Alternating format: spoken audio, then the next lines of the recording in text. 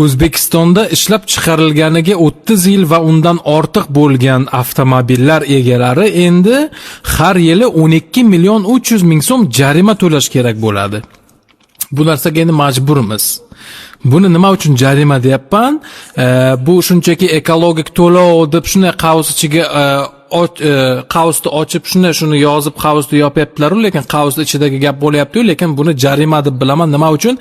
Ekologikani buzyapmiz, eski mashina haydayapmiz. Shuning uchun endi biza majburmiz jarima to'lashga har yili 12 million 300 ming so'm. Lekin mashinamiz, bizani haydab yurgan mashinlarimiz 12 million emasda, u 30 yillik mashinalar hozir mana mashina narxlari tushib ketdi-da. O mashinamiz 3 millionlik mashindir, 5 millionlik mashindir.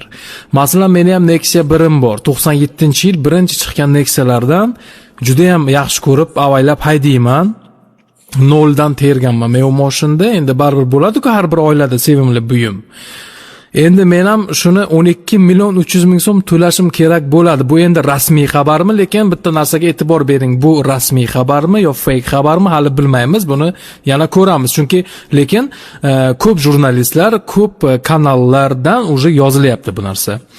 Bu xuddiki bilasizlarmi nimaga o'xshayapti? Xuddiki 5000